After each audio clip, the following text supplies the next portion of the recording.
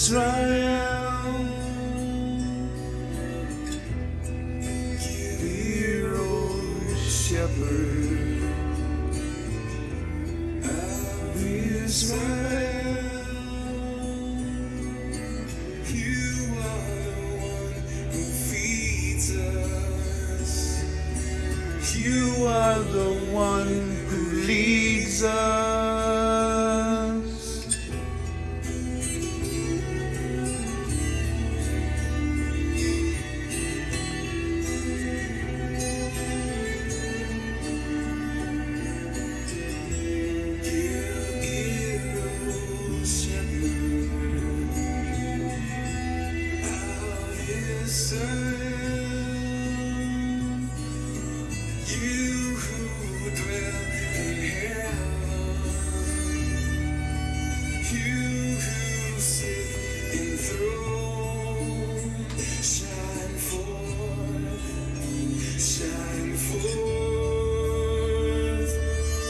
Stir up the strength of Manasseh, stir up the strength for Ephraim,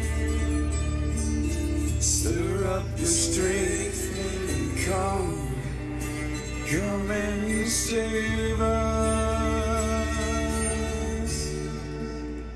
restore us again.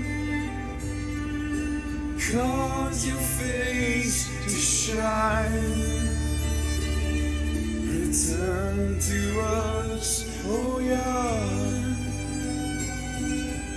we shall be saved.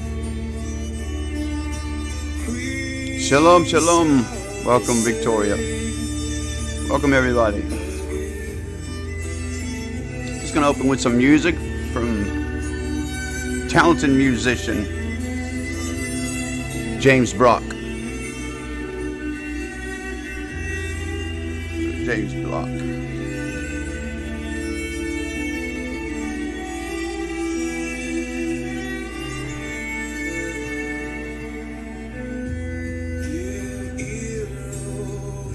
Psalm 80, very fitting.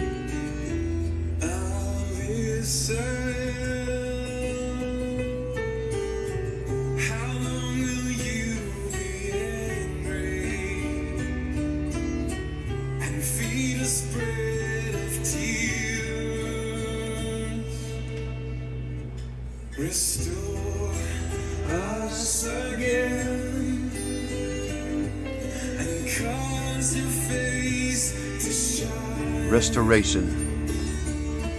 Turn to us, oh yeah, and we shall be saved. We shall be saved.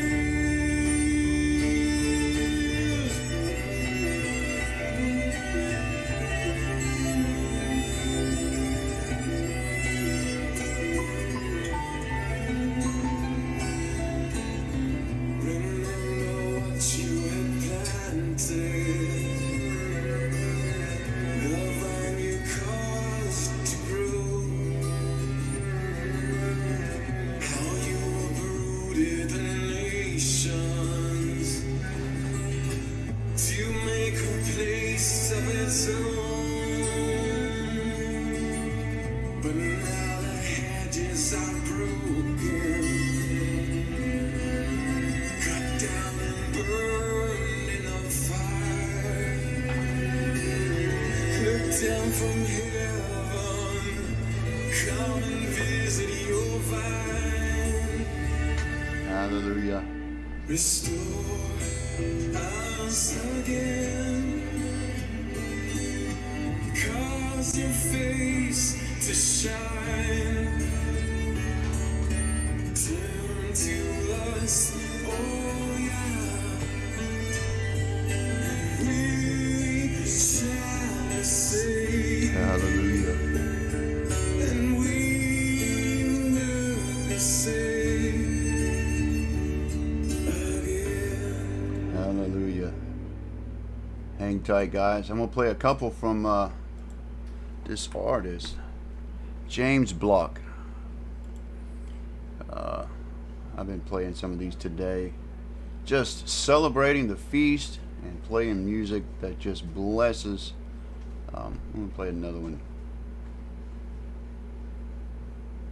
Song of the Ascents. James does a lot of the actual Psalms of the Bible and puts them to music, and they're so beautiful. I just want to share it with you before we get started here. This is a beautiful Hebrew rendition of Psalm 121. And then I want to start by talking about Psalm 80 that we just heard in just a moment ago. Restoration.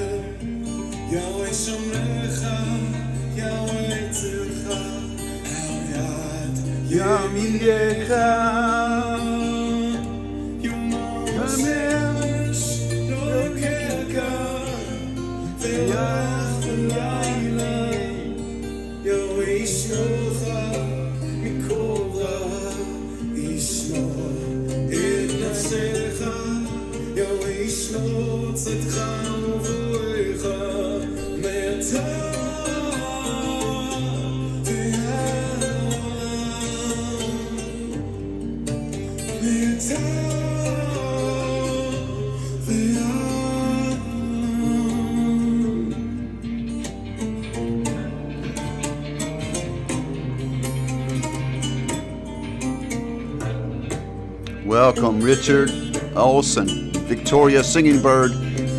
Welcome, everybody. Just a little bit of music, and then we'll talk. So beautiful.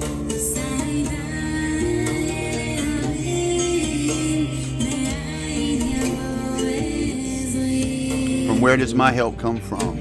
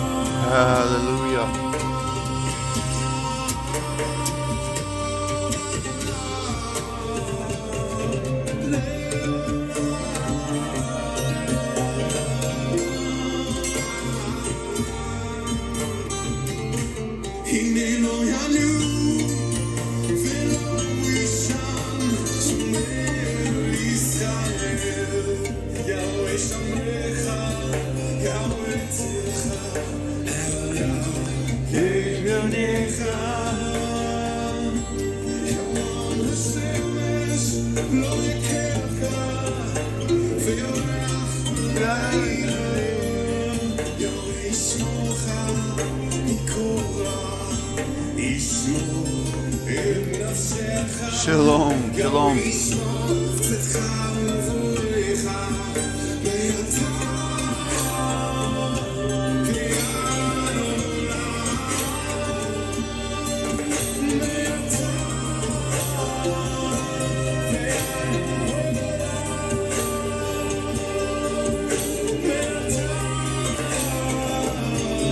Feel long.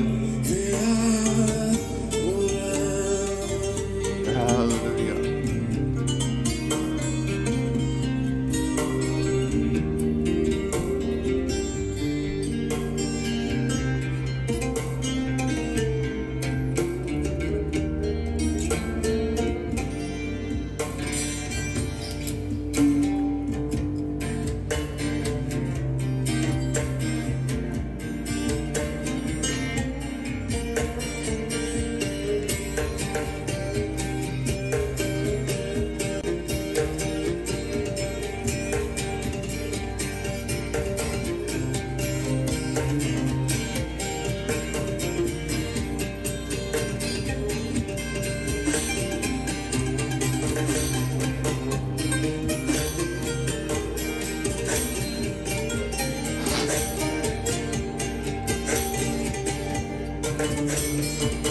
Shalom. Shalom, brother.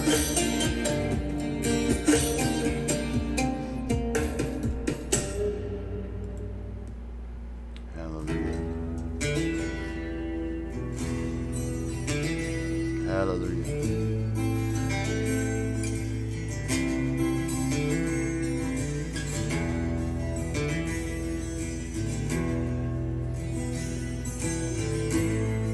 Isaiah 40. Comfort ye my people. Last one, guys. Comfort ye. Isaiah 40. Comfort ye my people. Comfort ye. Comfort ye my people. Matt Murray on the third watch. Welcome, brother.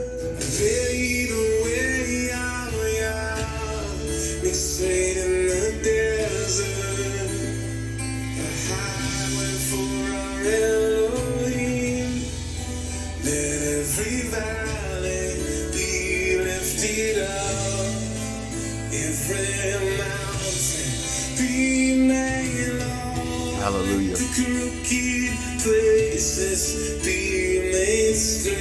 Yes, Father.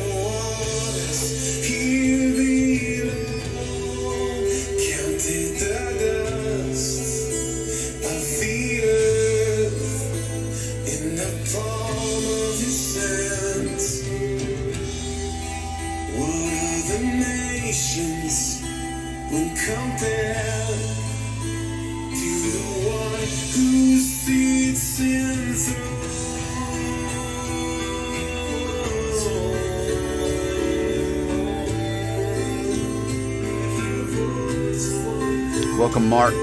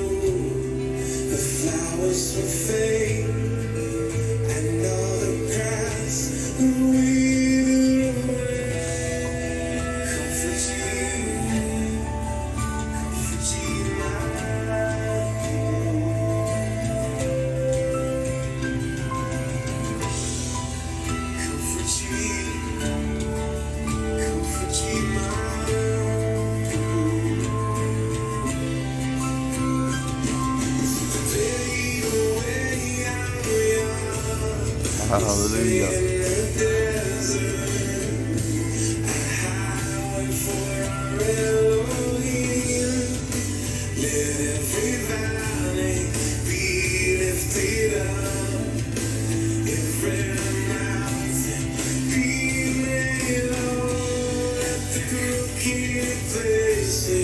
Be made straight.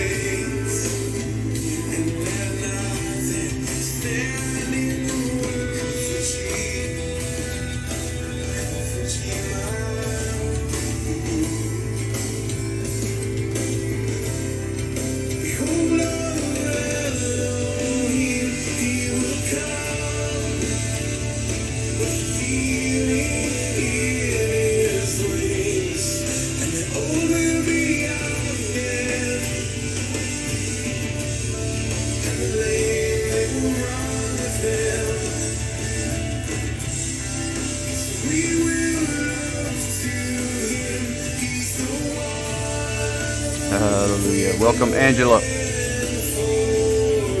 Marcy.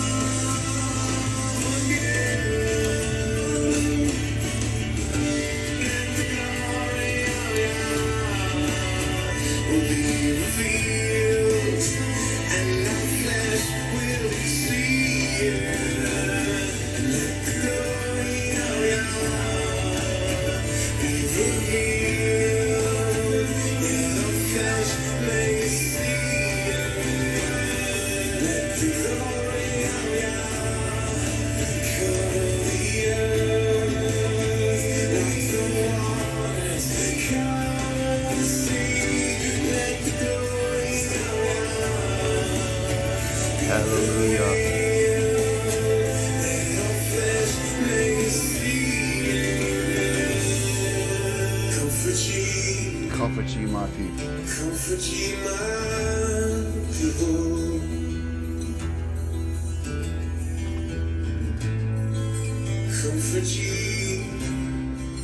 Comfort ye my people.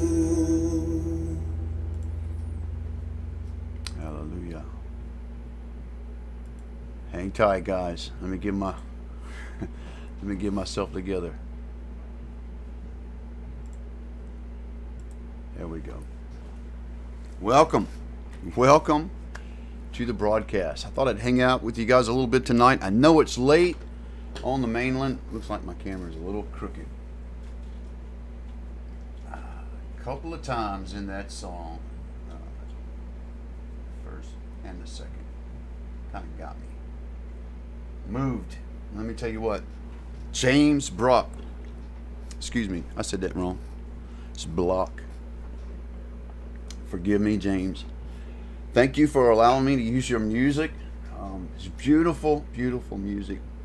I'll put a link in the description down below to where you can find more of James and his music. Just so inspired. I mean, just very crisp and you know, it speaks right to your heart. And we're talking about, you know, Psalms 121, very powerful. The Song of the Ascents in the Hebrew, very powerful. I was sitting there, man, tears just welling up in my eyes, and I was going, man, I can't do that right now. I gotta be on camera. So had to gather myself together a little bit. Thank you, Father.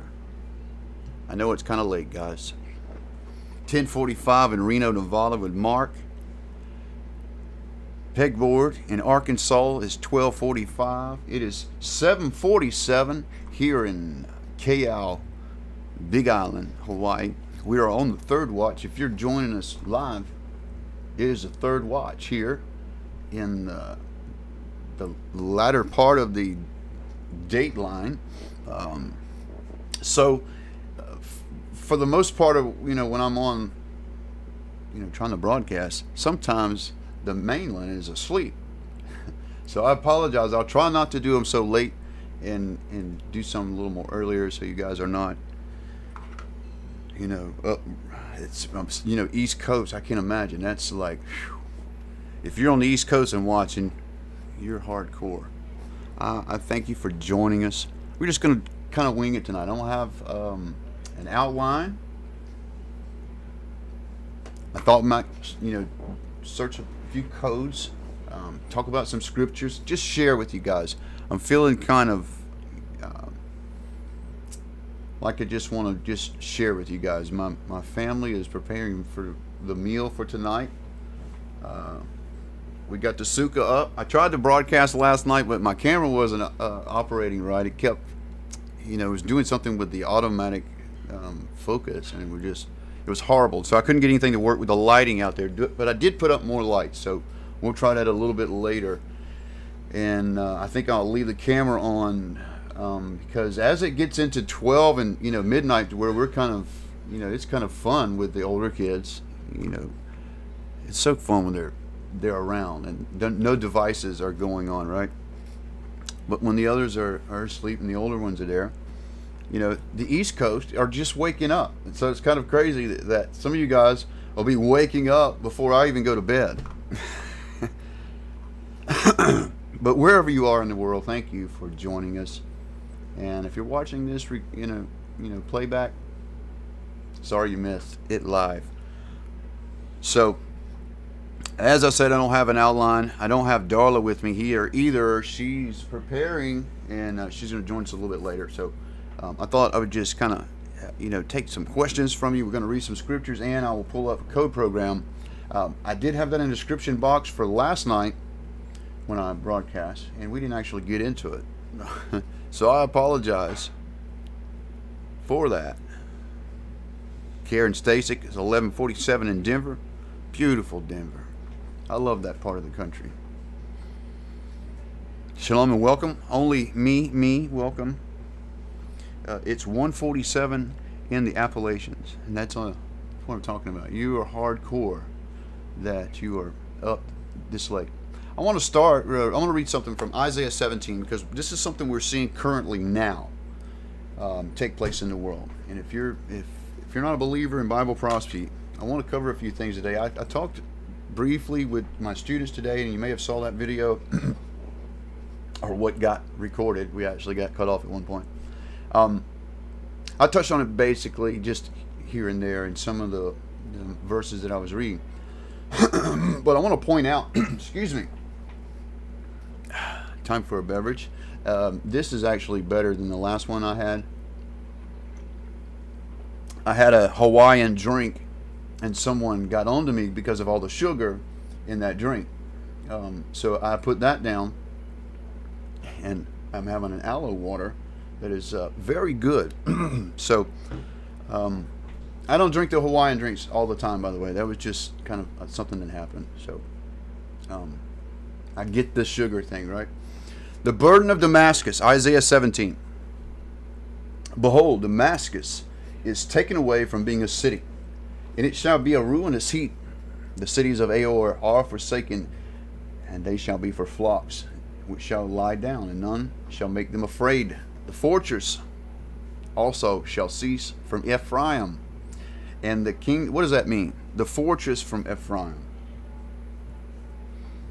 We know what Ephraim is going to be, the fullness of the Gentiles. So we're talking about Gentiles and Gentile nations. So it's talking about the power of Ephraim and the kingdom of Damascus. And we see those players right now. You got Russia, United States, and Israel, and Iran, Hezbollah. All of these players in this proxy war that's going on was actually prophesied in Isaiah 17. So, in that day, it shall come to pass that the glory of Jacob shall be made thin, and the fatness of his flesh shall wax lean. And it shall be when the harvestman gathereth the corn, and reapeth the ears with his arms. And it shall be as he gathereth ears in the valley of Rephaim, which is the valley of the dead. Yet gleaning grapes shall be left in, as the shaking of the olive tree. 2 or 3 berries atop of the utmost brow, 4 or 5 in the outmost fruitful branches thereof. And Yahuwah Elohim of Israel. In that day shall a man look to his Maker with his eyes. Shall he have respect for the Holy One of Israel. And he shall not look to the altars, the works of his hands, neither shall respect that which his fingers have made, neither the grove or the images. In that day his strong cities shall be forsaken, and the utmost branch which they left because of the children of Israel, and shall be a desolation, because thou hast forgotten the Elohim of thy salvation, and hast not been mindful of the rock of thy strength. Therefore thou shalt plant pleasant plants, and shalt set it with strange slips. In the day thou shalt make thy plant grow, and in the morning thou shalt make thy seed flourish. But the harvest shall be a heap in the day of grief and a desperate sorrow. Woe to the multitude of many people, which make the noise and the noise of the seas, to the rushing of nations that make the rushing like the rushing of mighty river waters. The nations shall rush like the rushing of many waters, but Yahuwah shall rebuke them, and they shall flee far off. and shall be chased as a chaff of the mountains before the wind, and like the rolling thing before the whirlwind. And behold, the evening tide trouble, and before the morning he is not. This is the portion of them that spoil us, and the lot of them that rob us. And this is a strong prophecy about judgment is coming. Here's one thing I've noticed, and I don't know if it's because, I've lost a few subscribers here recently. Let's just put that out there. Not a lot, enough to cause me some concern, because what it tells me is that there's something that I've been teaching that's gotten under somebody's skin, because I will get 3 or 4 thumbs down. Go look at all the videos. There's either 3 or 4 thumbs down on those videos, right? So some things that I teach, I get some people are not going to agree with. That's fine. There's no problem with that. But to walk away, don't say a word, just walk away, unsubscribe. It's your prerogative. Do what you will. But I can't help but analyze. That's what I do. I analyze things and think about what is it. And that narrative that I try to walk very thin when it comes to Torah and the Scriptures. And I hold pastors to what the Scriptures say. I don't pull any punches. And that's bothered some people. I get it, right? What is the the shell game that the church does with what the Scriptures really say and what they teach, right? It's like this don't look over here kind of thing. Look over here, right? Old Testament, New Testament, and even in the New Testament, we just focused on Paul, just in Paul. Don't pay attention to nothing down there. That's for the Jews, right? And so we find all of this error. And what I've seen in the church is outright ignoring 80%, 90% of the Scriptures. And even categorizing them. Darby did this into dispensations and into categories that that applies to those people, and this applies to these people. And oh, by the way, the Most High, He changes. One season He's like this, then another season He's like that, and so on. And so you see all of this that's out there that does not line up with Scripture. It's basically someone's interpretation, someone's opinion on what it means. Right? So I'm calling that kind of stuff out. And people are dropping like flies. So, I'm taken back to John 6:66. Notice those 3 numbers, 666. John records something that happens with Yeshua when he's talking about some really deep stuff.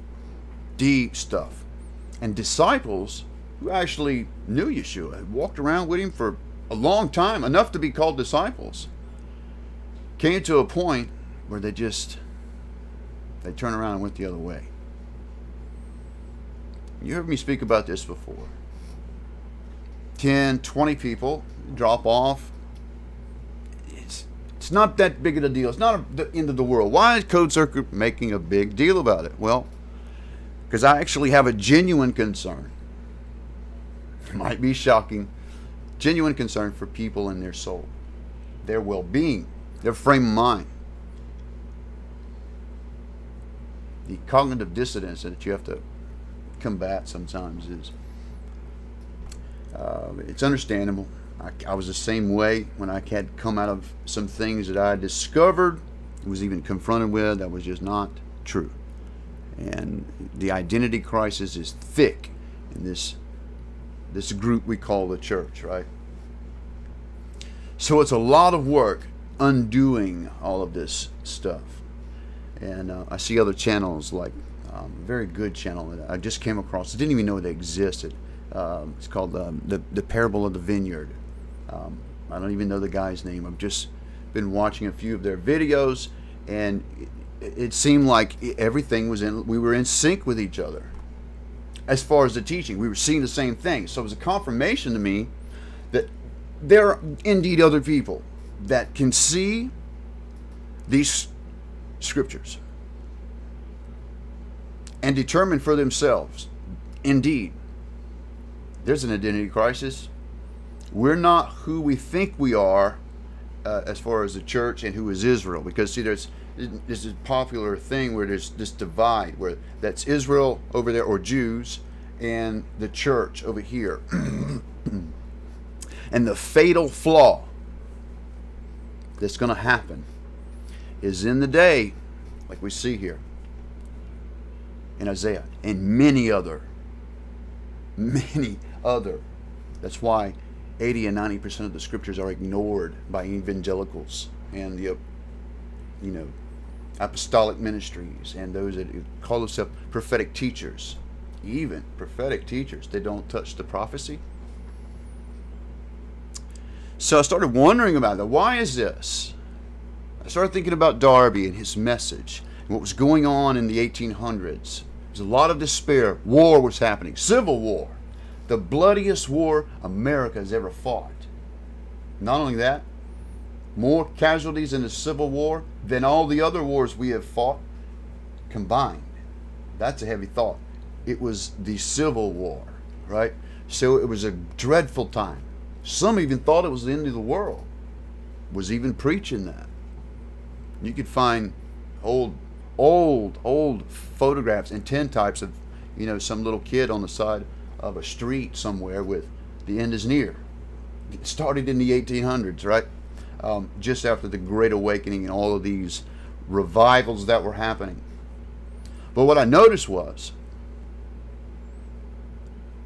the extreme over eisegesis interpretations and the lack of exegesis. Eisegesis is when you interpret and you inject your own interpretation. Exegesis is when you would let the scriptures interpret the scriptures, like, looking for other verses for a witness. I call it triangulating, to triangulate a topic, let's just say. I also believe that the codes is another facet to that. So if you use exegesis in your interpretations, in other words, using the scriptures to determine an interpretation of another verse in the scriptures, but also, on top of that, using the code tool we have to even have another witness. I think it's appropriate. I think it is absolutely what the Father would have purpose for in an age, in a time of confusion in the end times. And you got to admit, folks, with 58,000 plus Christian denominations in the world today, you tell me, who's right? Every one of them think they're right. They all divide on every verse in the Bible. That's how it happened. And that's not the Most High. That is the enemy that has done that, right? The father of lies and confusion.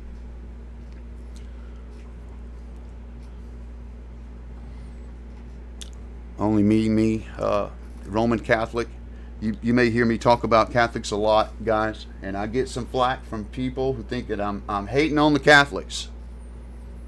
I love Catholic people. I've offended a lot of them, but not intentionally, not being just a malicious person. Just because I've had enough revelation to know and enough study to know that this is the origin of the woman that rides the beast. This is the harlot, and from her comes the daughters, right? The daughters of Babylon, the harlot churches, all these denominations. Not one of them is right, guys. And if you can get over that and not be offended because I just broke some revelation to you. You see what I'm saying? If you just got offended by what I just said and almost clicked, that's called cognitive dissonance. If you can get past that and get into the scriptures, I think you'll find some revelation. I'm just telling you. Because the fact is, everything that's trickled down to whatever denomination you're part of has come from a tainted source. Notice the traditions that are passed down from the Roman Catholics to the different denominations, like the Eucharist. Have you ever thought about it? The communion wafers? That is taken directly from the Catholic Church. That did not come from a Hebrew Jewish Messiah who observed the Passover Seders. It didn't happen. If you believe that, you're convinced yourself of a deception. What is actually taking place is, being a Jewish man, he observed the Jewish customs and was always observing the feast all of his life. You can find in the Gospels several occasions where there was a feast going on, and many of those you'll notice in the earlier accounts, Yeshua withdrew himself from the feast. You ever wondered why? Let me tell you why. Because he's the fulfillment of those feasts. That's the simple answer. You look into the Gospels. We're not going to get into it. That is a whole nother study. But there are several accounts in the Gospels, the disciples' accounts and testimony, where Yeshua withdrew himself during a feast time. It wasn't fulfilled. It wasn't the time to fulfill that. He is the literal fulfillment of these feasts. It is the place where many are connecting back with the Most High. This meeting place, the Moedim, the appointed time, is a meeting. And he's meeting many people and bringing us back to him. Now, I started with Isaiah 17, but I want to take you to Hosea 14. And just read that. Hosea 14 and 8. We'll just read the whole thing. O Israel, return unto you, thy Elohim, for thou hast fallen by thine iniquity. Take with you your words, and turn to Yahuwah, and unto you him. Take away all iniquity, and receive us graciously. So will we render the calves of our lips. Asher shall not save us, and we will not ride upon horses, neither will we say any more to work, neither will we say any more to the work of our hands, ye are our gods. Did you hear that? Israel will one day say, neither will we say any more to the work of our hands, or whatever you're doing. You are our gods. And if you may not literally be saying that, but in many cases, if you examine in your life, I think you can find, or even see in other places, where folks will put things as their idol. Their work, their car, their lifestyle. But Israel comes to a point where he says, no more. For in thee the fatherless find mercy. I will hear their backsliding, and I will love them freely, for my anger is turned away from him. I will be as the dew unto Israel, and he shall grow as the lily, and cast forth his roots as Lebanon, and his branches shall spread, and his beauty shall be as the olive tree, and his smell as Lebanon, that they dwell under his shadow and return, and they revive as corn, and grow as the vine. The scent thereof shall be as the wine of Lebanon. Ephraim shall say, what have I to do any more with idols? I have heard him and observed him, and I am like a green fir tree. From me is thy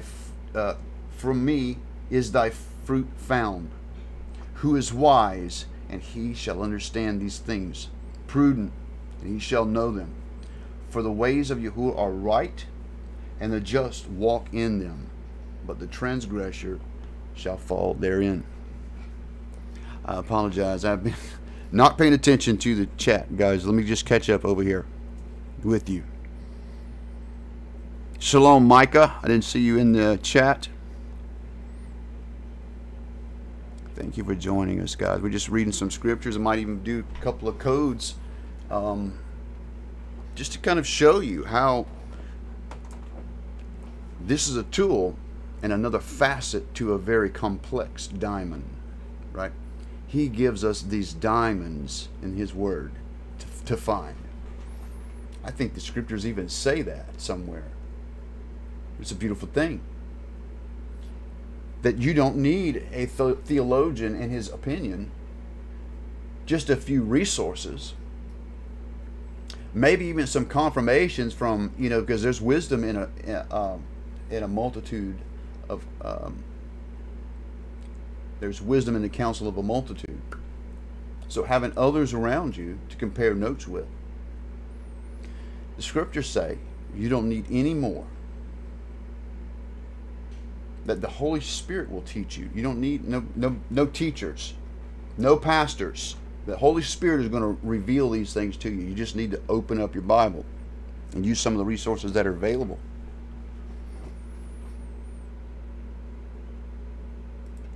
Psalm 80 got to me tonight, guys. I don't know why, but I'm going to read this to you.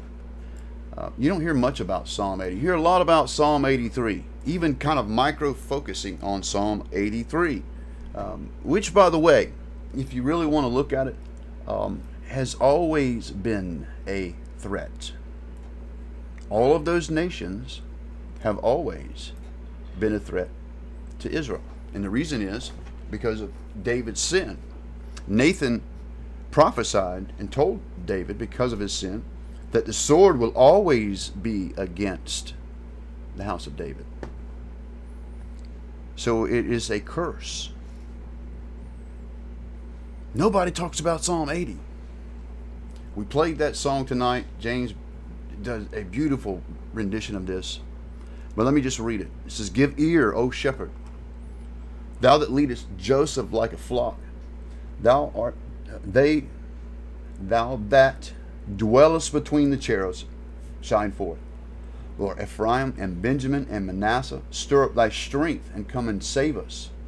Turn us again, O Yahuwah, and cause thy face to shine, and we will be saved.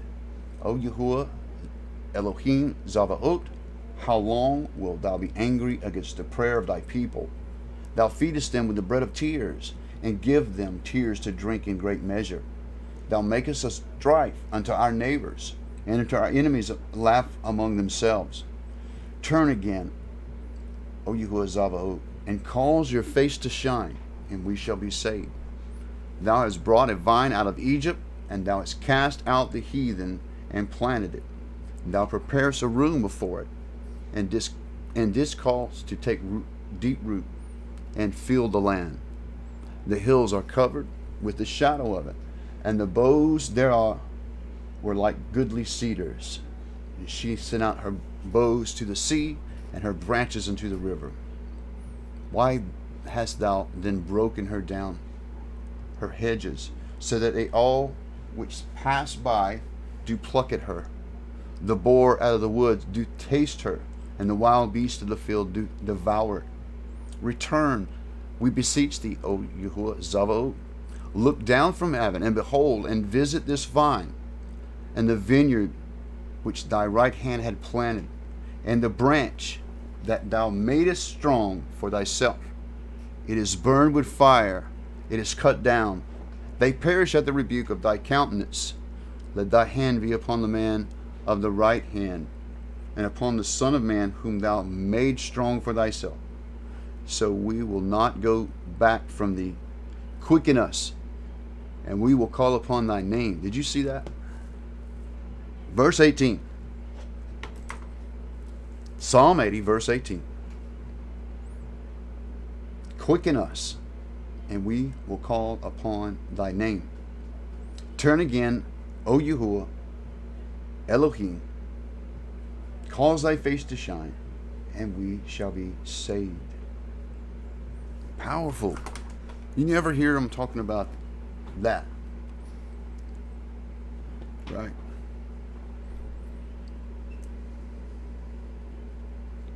Hallelujah.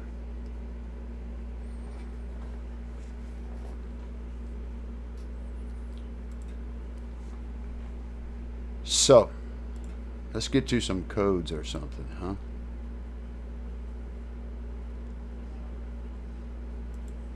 Let's see. What can we search?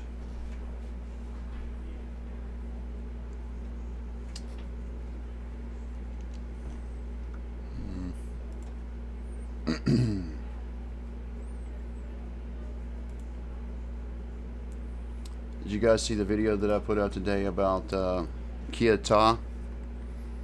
Kodeshim? You are holy ones. You guys see that video? Now, just last night, I don't know what I was doing, but just that phrase came to me. You are holy ones. TheCodeSearcher Kodeshim. And I went in, well, I'll tell you what, let's do it together. How about that? So you can see the process. Would you like that? You want to see how to search a Succot is good. We could search. I happen to know that that's there. Succot is coded many times, actually.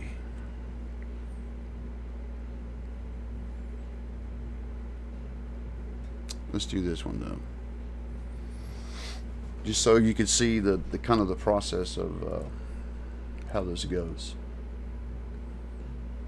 Display capture transition. All right, you guys see this blank gray slate? We're starting new.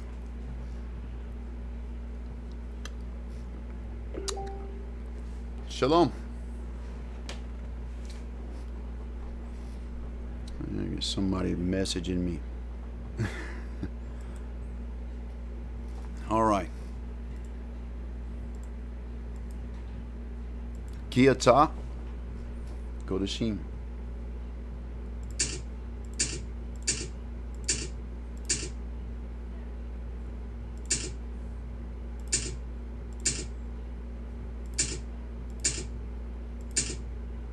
TheCodeSearcher Kodeshim.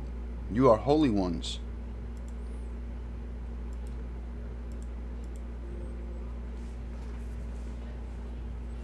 You see, it appears one time. So this is what it looks like initially before we put it on a row skip. And what I mean by that, that's a lot of letters there, guys, is the cylinder. These scriptures are going around a cylinder. All the way around. From this side, running this way. It's like a spiral. When you got a very large cylinder, you'll have a margin that's empty like this. Because we're at a width of 36.567. Alright? So what I would like to do, let's see here. Let me kind of cheat and look at my other table. 12189.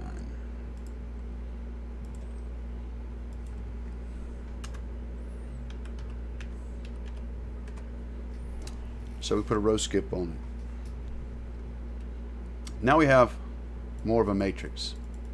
And what we basically did is made that cylinder smaller. And now we have two rows in between those letters. You see that? It's the same letters. TheCodeSearcher Kodeshim.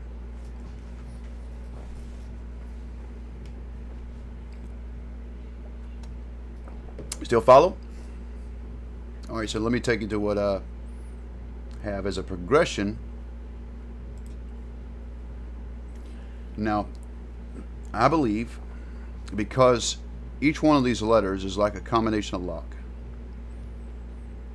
And each one of these scriptures that come through there don't normally sit on top of each other, if that makes sense. We're not looking at the scriptures as it is laid out. Because all of these scriptures are going around a cylinder and coming back around, each one of these lines that go through here are unique to this table because of the access term. So there's verses that are put in here that don't normally sit together. And so in this arrangement, you can see organization in many cases where it flows as if it was written for, each line was written as one chapter, so to speak. So, you are holy ones. The only ELS term I have in here so far, because I've basically looked down at the verses to see what's running through here, to see if there's any significant ones. And what we have here in this arrangement like this is basically me marking as I'm going down.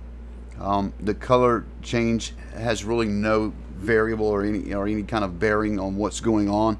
The simple fact that I put I highlighted this letter was just me marking something that was interesting that I may point out.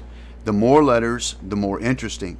And if I highlighted the whole verse, then it was something very significant.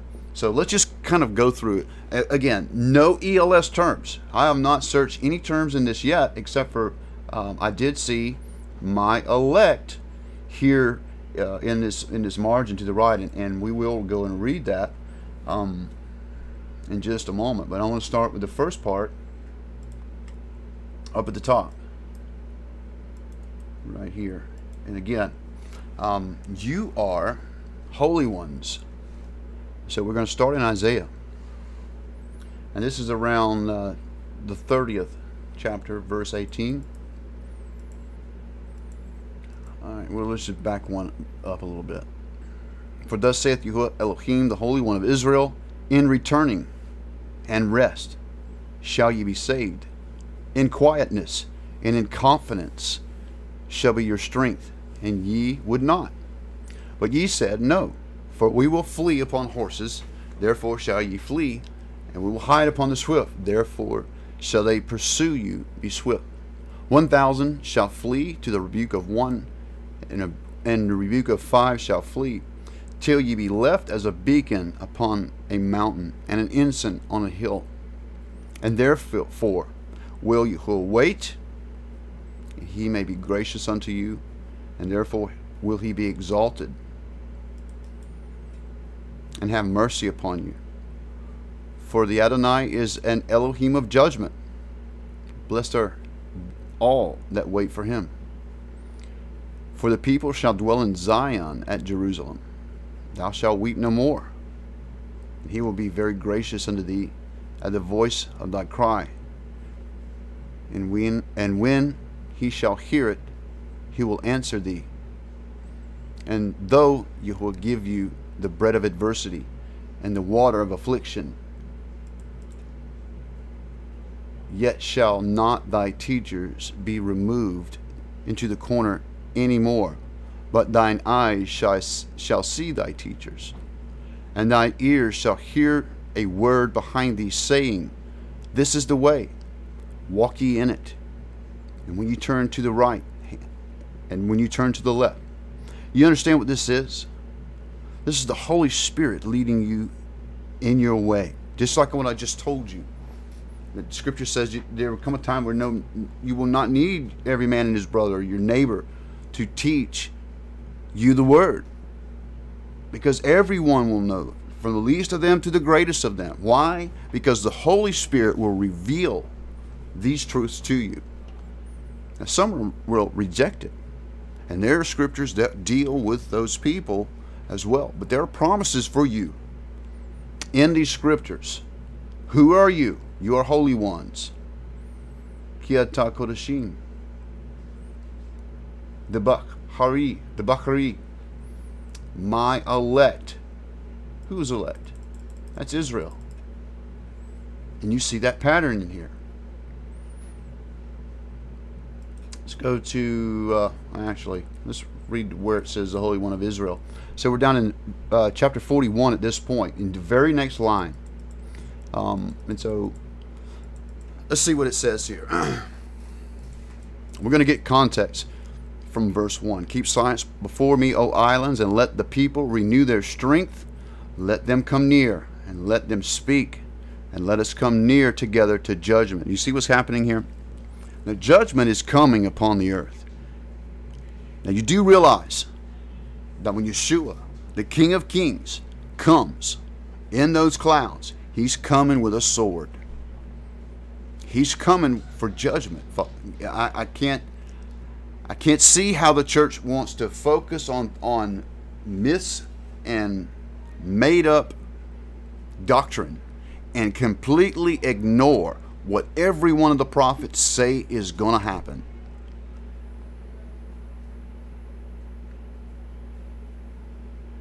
Who's raised up the righteous man from the east, called him to his foot, gave the nations before him, and made him rule over the kings. He gave them as a dust to his sword, and as driven stubble to his bow. He pursued them and passed safely, even by their way. They had not gone with his feet. Who hath wrought and done it, calling the generations from the beginning? I, the Adonai, the first and the last, I am he. The isles saw it and feared, and the ends of the earth were afraid, drew near and came. They helped everyone his neighbor, and everyone said to his brother, Be of good courage. So the carpenter encouraged the goldsmith. So he that smootheth with the hammer, him that smote the anvil, saying, It is ready for the soldering. And he fastened it with the nails, that it should not be removed. But thou, Israel, art my servant, Jacob, whom I have chosen, the seed of Abraham, my friend, thou whom I have taken from the ends of the earth, and called thee from the chief men thereof, and said unto thee, Thou art my servant, and I have chosen thee, and had not cast thee away. Fear thou not, for I am with thee. Be not dismayed, for I am thy Elohim, and will strengthen thee. Yea, I will help thee. Yea, I will uphold thee, and with the right hand of my righteousness. Behold, all they that were incensed against thee shall be ashamed and confounded, and they shall be as nothing. And they that strive with thee shall perish. Thou shalt seek them, and shalt not find them, even them that contended with thee.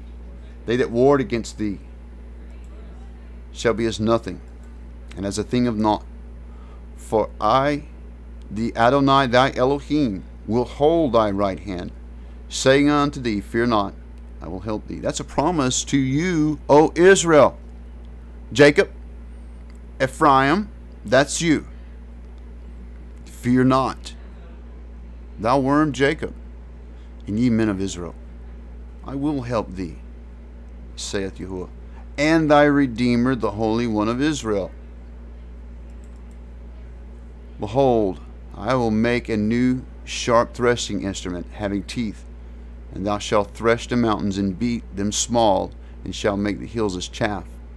There's a harvest coming, folks. This is harvest language. Thou shalt fan them, and the wind shall carry them away. The whirlwind shall scatter them, and thou shalt rejoice in Yahuwah, and shall glory in the Holy One of Israel. When the poor and the needy seek water, there is none, and their tongue faileth for thirst. I, the Adonai, will hear them. I, the Elohim of Israel, will not forsake them. So many promises. Let's go down to the next. So here we are in right before the prophecy of our Messiah going to the cross in Isaiah 53. We're in chapter 52. You are holy ones. And let's see what it says. Verse 1. Awake, awake, and put on thy strength, O Zion. Put on thy beautiful garments, O Jerusalem, the holy city, for thenceforth there shall no more come unto thee the uncircumcised and the unclean. Shake thyself from the dust, and arise and sit down, O Jerusalem. Loose thyself from the bands of thy neck, O captive daughter of Zion. For thus saith Yahuwah, Ye have sold yourself for naught, and ye shall be redeemed without money. Right? He was redeeming us in the next chapter, 53. For thus saith Yahuwah Elohim, My people went down aforetime into Egypt to sojourn there, and the Assyrian oppressed them without cause. Now therefore, what have I here, saith Yahuwah, that my people is taken away for naught. They that rule over them make them to howl, saith Yahuwah. And my name continually every day is blasphemed. Therefore my people shall know my name. Therefore they shall know in that day that I am he that doth speak. Behold, it is I. And Isaiah, right? I think this is the last part of Isaiah, and it goes into Jeremiah here, and then down to Ezekiel at this point. But right here in the yellow, chapter 65, verse 24. And it shall come to pass that before they call, I will answer, and while they are yet speaking, I will hear. And that is, you are the holy ones. And then I got it here in Jeremiah 25, 6.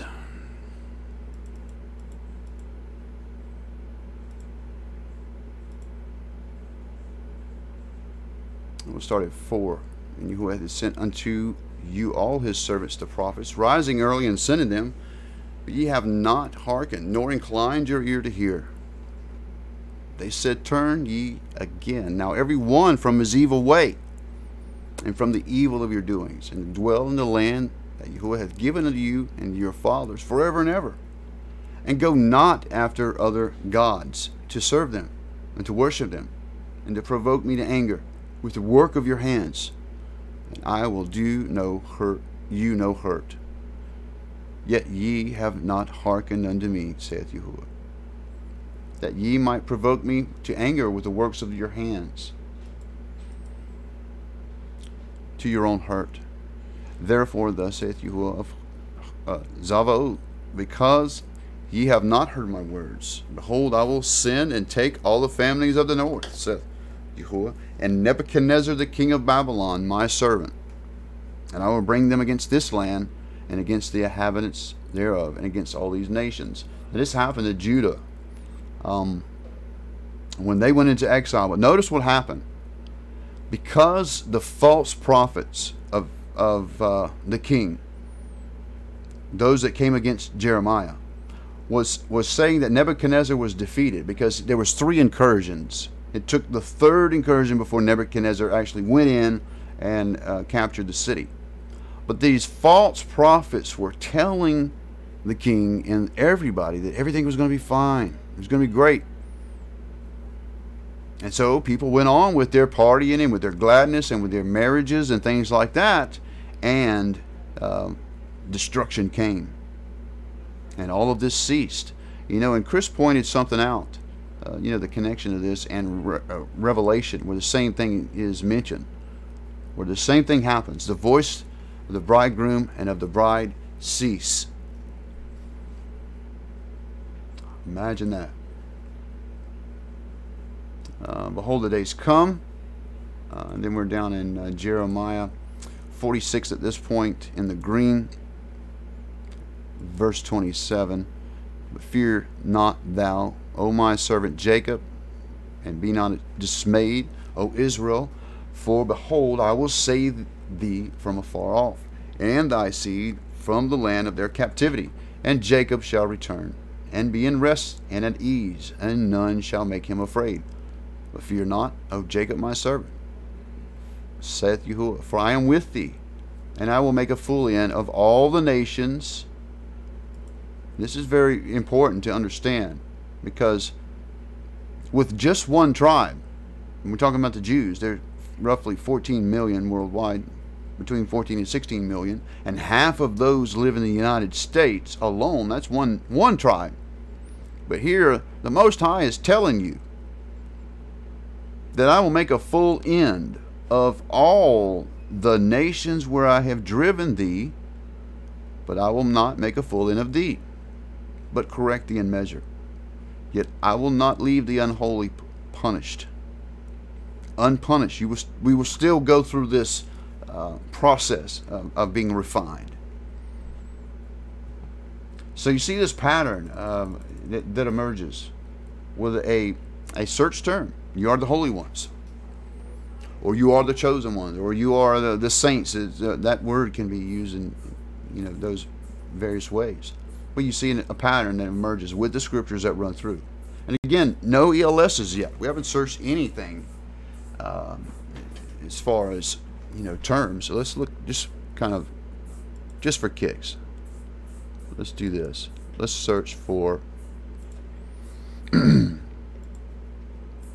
Netzri. There's something that's coming to mind right now. All right, so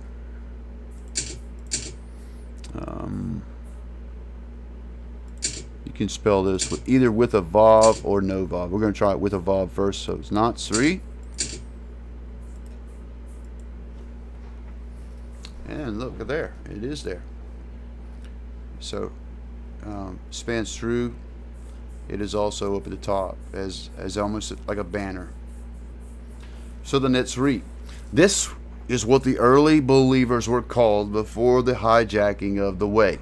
Before the Roman Catholics got hold of the way, and then they were no longer called Netzrim. They were called Christians. This is where you get the word Christianity from. It comes from the Roman Catholic, even the Jesuits, if you want to be very specific. So anyway, back to the chat. Let's see what's going on. What do you mean? Live chat. There should still be live chat.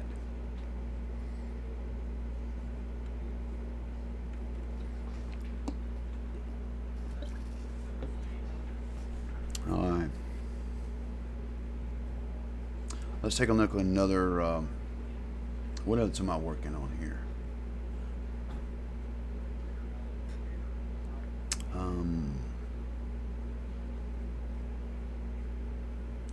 Okay, this one actually, this one's pretty cool, and this is something that Scott found. One of my students. Scott, are you here, Scott? Scott?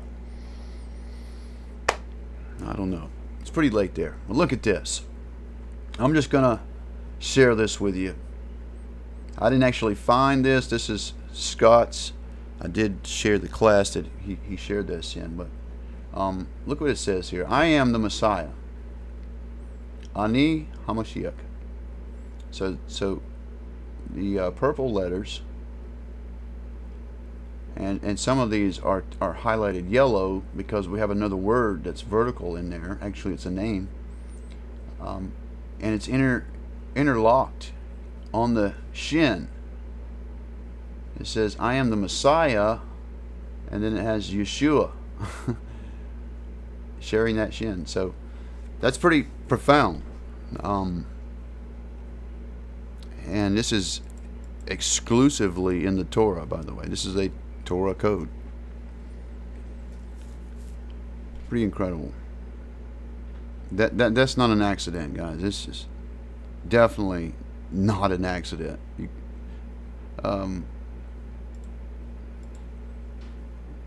Let's see what else we got. The name of the Messiah. Now this is something we got an idea from Glazerson, and as you can see, there's nothing here. It's just basically an access term. Let's see how many times it's here. It is encoded a lot. Let's see how many times. 74 times the name of the Messiah. Excuse me. Yeah, the name of the Messiah. And we'll go to that one right there is where we want to be. Looks like it's in Psalms. Completely new table of work. So that's how it looks when you start out. You can even blow it up so you can see the letters a little better. I had it on the smaller font.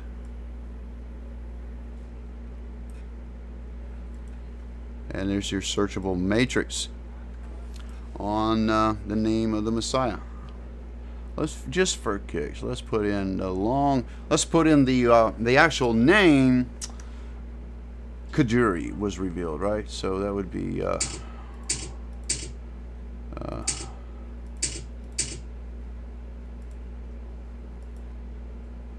it's not there into that. Let's see if it's below. All right.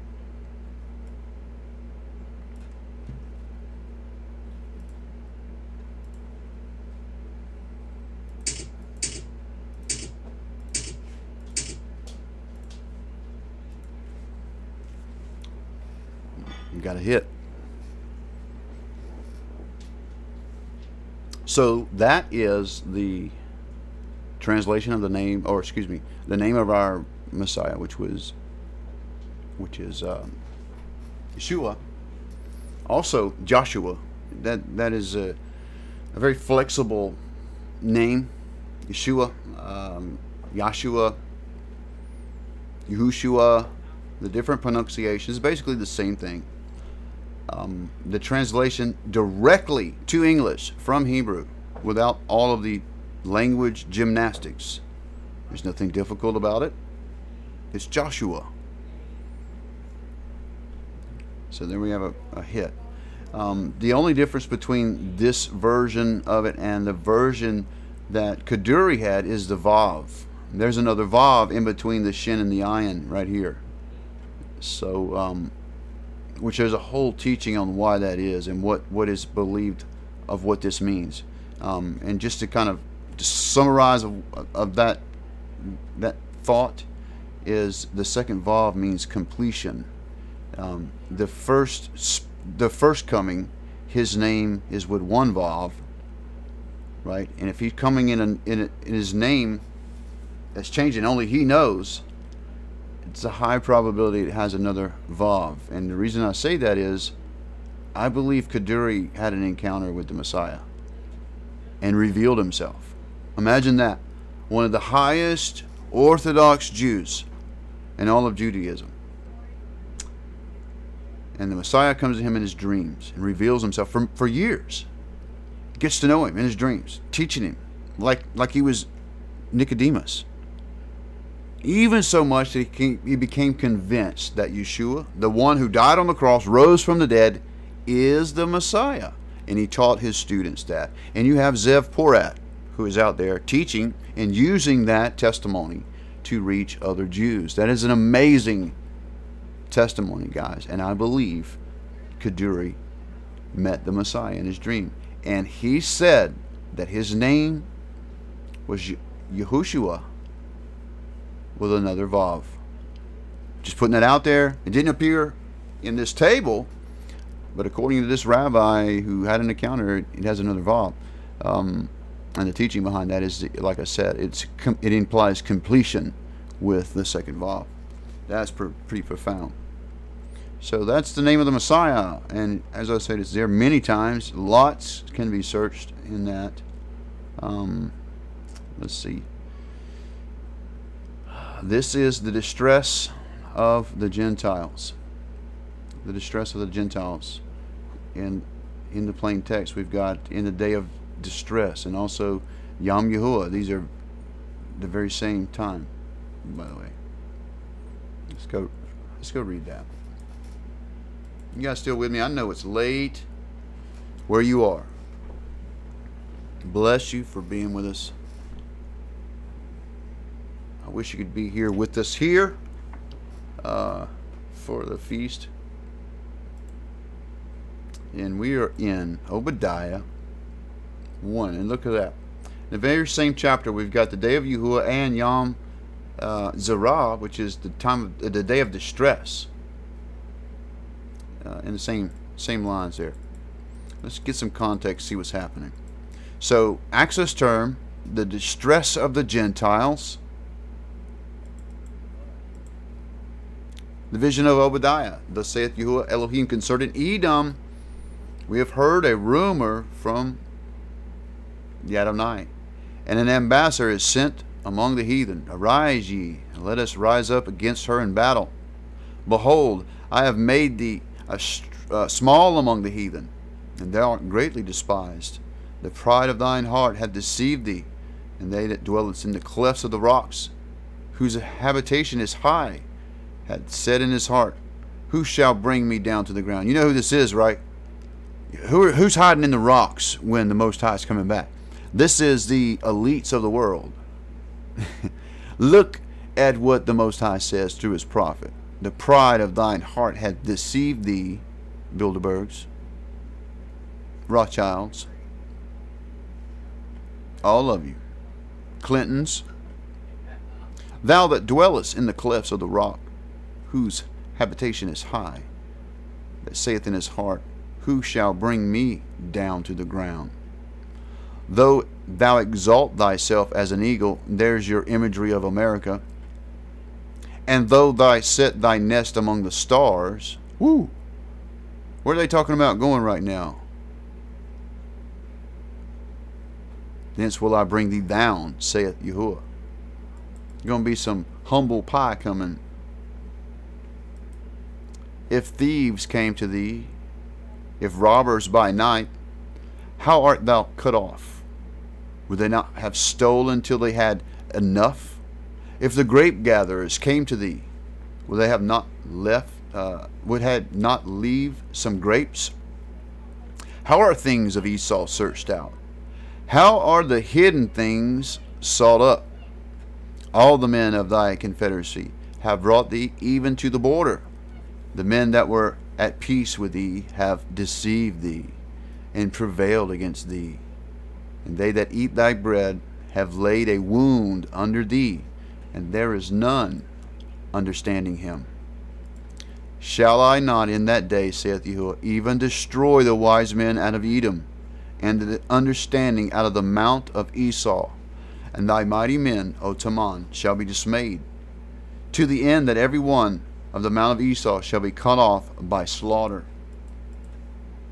For thy violence against thy brother Jacob, shame shall cover thee, and thou shalt be cut off forever. In the day that thou stoodest on the other side, and in the day that the strangers carried away captive his forces, and foreigners entered into his gates, and cast lots upon Jerusalem, even thou was one of them.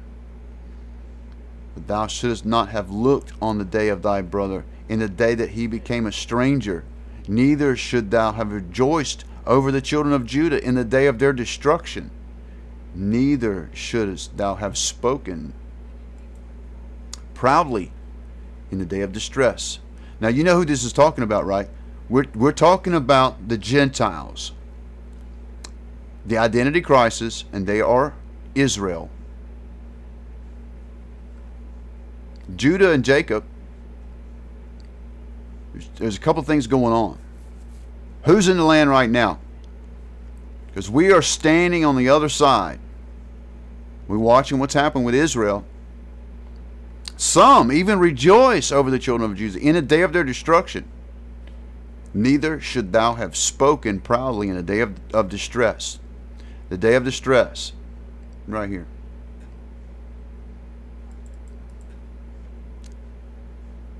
Thou shouldest not enter in the gate of my people in the day of their calamity. Yea, thou shouldst not have looked on their affliction in the day of their calamity, nor laid hands on their substance in the day of their calamity.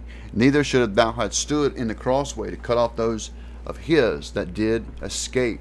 Neither should thou have delivered up those that did remain in the day of distress. And some believe that this happened with the Jews during the Holocaust. I've even seen that taught. But it will, listen, there are times where scriptures have resonance with time, like the former rain and the latter rain. What happens before will happen again. There's nothing new under the sun. In other words, these things happen over and over again. And in this case, Judah, in the Holocaust, these verses ring. It's exactly what happened to them. Even Americans were looking on and did nothing to help Judah. For the day of Yahuwah is near upon all the heathen, as thou hast done, and it shall be done unto thee. thy reward shall be returned upon thine own head. And who are we talking about? The day of the distress of the Gentiles. Who are the Gentiles? You got Gentiles connecting with Gentiles right there. The Gentiles are Ephraim, guys. You see that? I am not kidding you. There's an identity crisis in the church. This is why 6/7 of those mentioned of the 7 churches are in tribulation. Jacob's trouble is the distress of the nations, folks. The distress of the Gentiles. They are synonymous. They are one and the same. Yom Yahuwah and the day of distress is one and the same.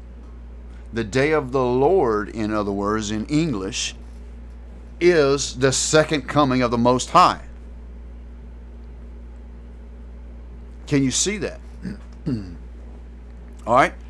For as ye have drunk upon my holy mountain, so shall all the heathen drink continually. Yea, they shall drink, and they shall swallow down, and they shall be as though they had not been.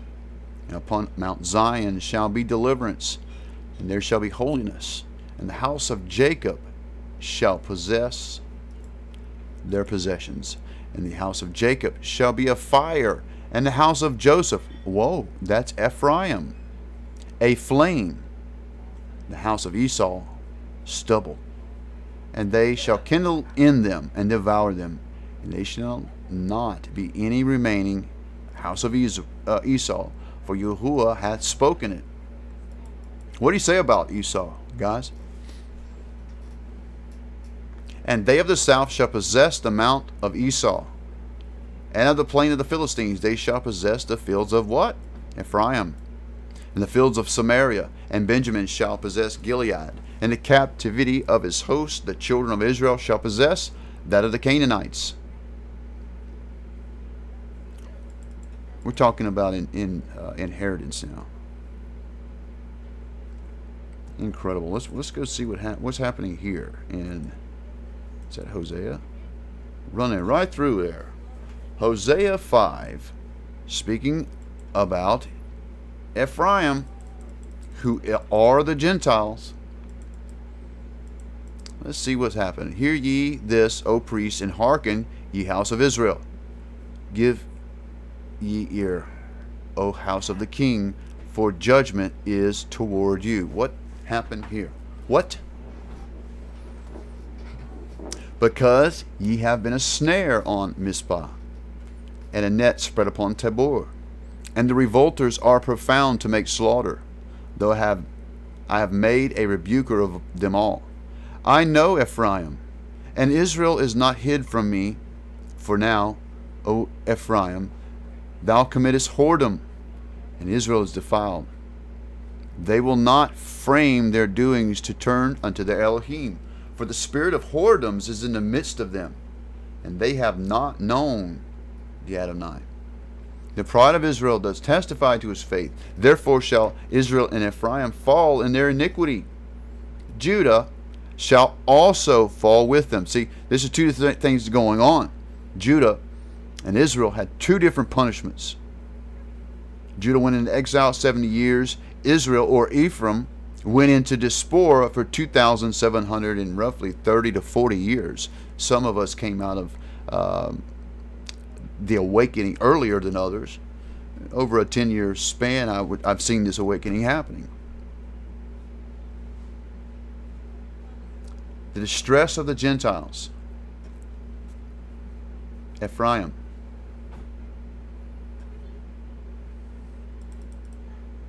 They shall go with their flocks and their herds to seek Yahuwah.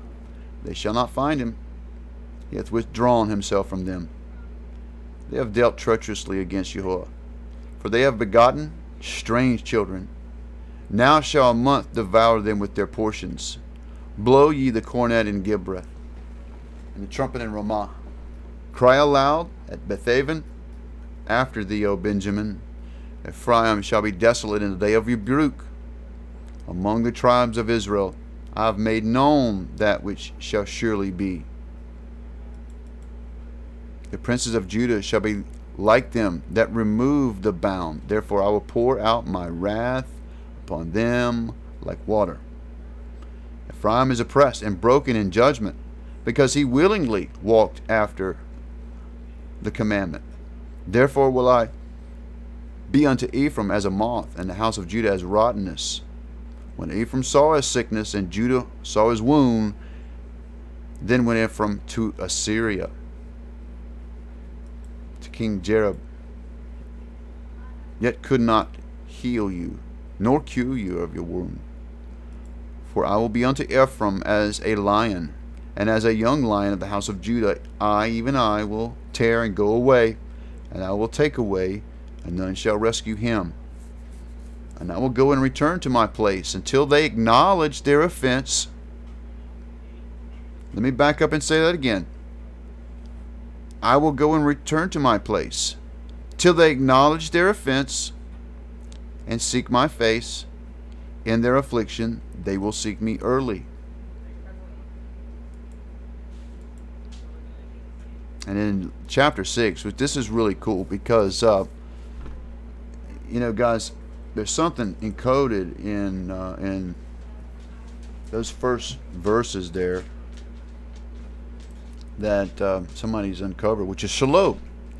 And it's really interesting because it's a reference to the third day. Now, there's a theory out there that the destruction is going to come in the time of the trumpets, the judgment.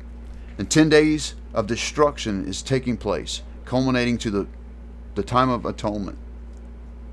But there are clear scriptures, like in Isaiah, that tell us to hide in thy chambers until the indignation passes.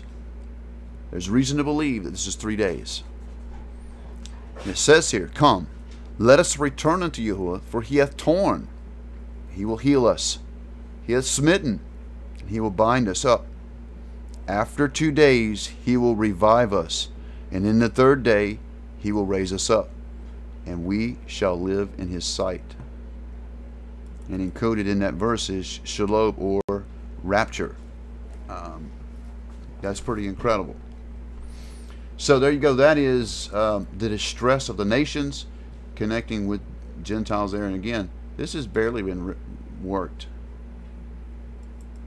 I got several of these in front of me, crossing the whole bottom there. That's all the tables I've been looking at here recently. Wow, we've been going an hour and a half, guys. Nobody said anything. What happened to my camera?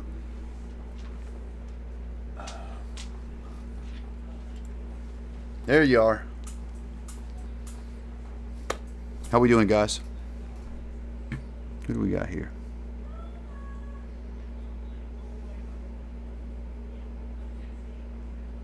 I think they're done with dinner back there. So you got to see basically what it's like to search these codes out. Access terms can be pulled from the scriptures. Matthew 24, which is called the Olivet Discourse. Yeshua basically gives an outline, and in this he pretty much gives you search terms line for line. Signs of thy coming, abomination of desolation, the parable of the fig tree. There's so much that you can pull out of scriptures that are searchable terms that take you to another place. It's like unlocking a box and finding another chamber to explore, right? And there's things in it, treasure, and that's what these codes are. He's created another witness for those things you may not even understand on the surface. Rightly dividing the word. This is a tool to do that as well. Actually, the kids are taking care of dinner tonight. I cooked last night on the grill. The older kids are cooking tonight, and I'll probably cook again tomorrow.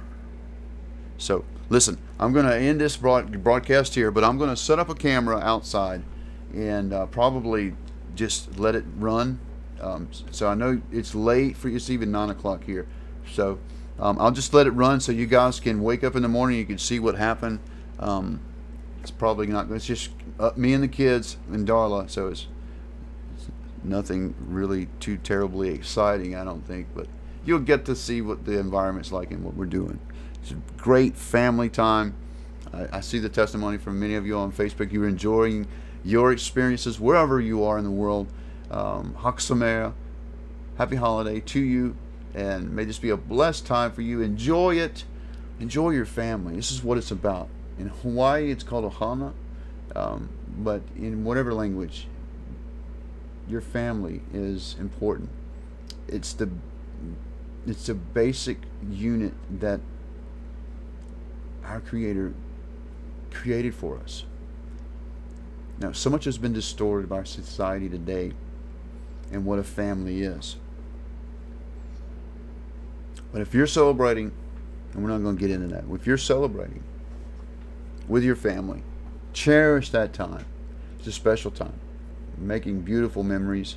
I can't say enough about it. I just love it. I love spending time with the kids and reading scriptures, listening to beautiful music like, we just heard a little while ago with the Psalms. Just amazing time. So shalom. We'll try to share that with you in just a little bit. We love you guys, and may the Most High bless you in this season.